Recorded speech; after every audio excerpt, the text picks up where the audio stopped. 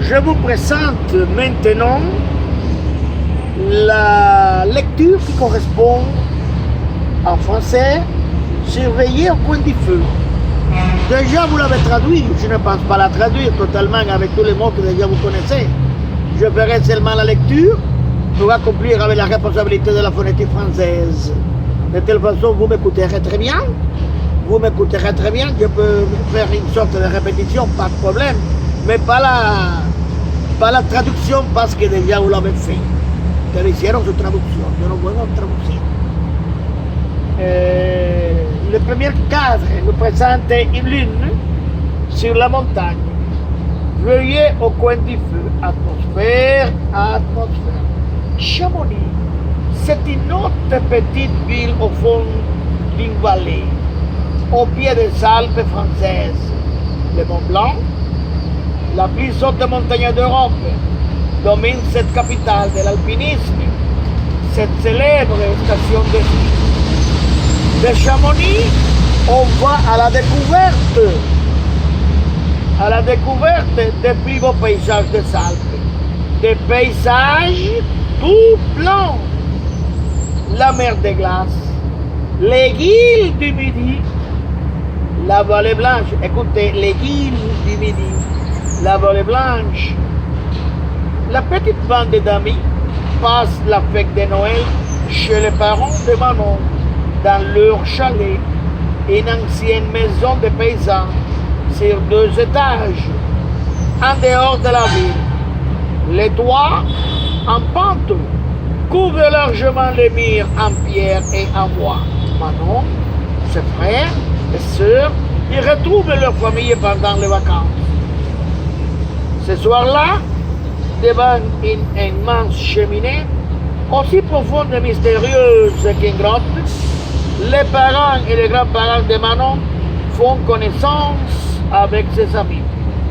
Les autres membres de la famille, frères, sœurs, beaux-frères, belles-sœurs, neveux et nièces, ne sont pas encore là. Ils arriveront dans quelques jours. Les feux brillent, crépitent, brillent et donnent à la pièce une belle lumière dorée.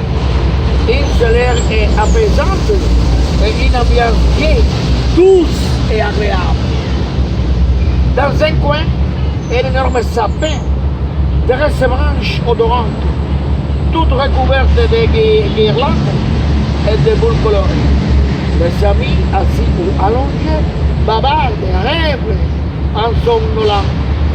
Il est 9h du soir, ils sont déjà dînés, ils ont fait un vrai repas savoyard, ils ont mangé la tartiflette, ils ont bu du vin blanc. La conversation.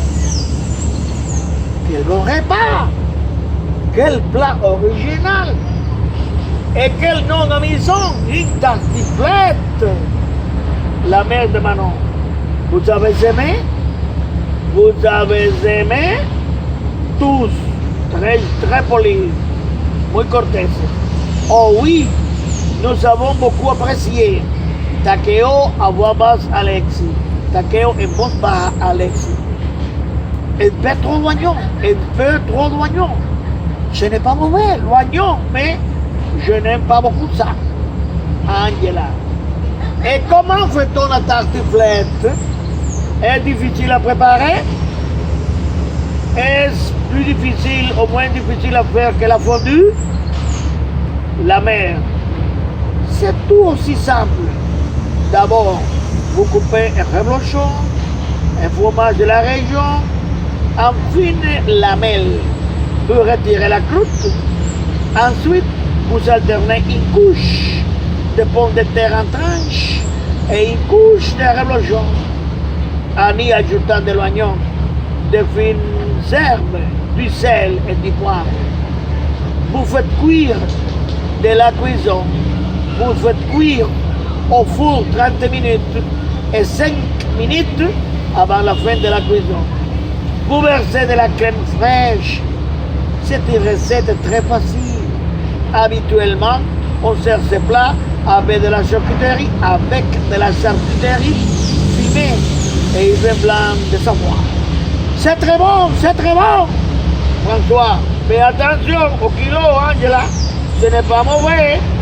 C'est mauvais pour le photographe de mode. Ça, c'est mauvais pour le photographe de mode.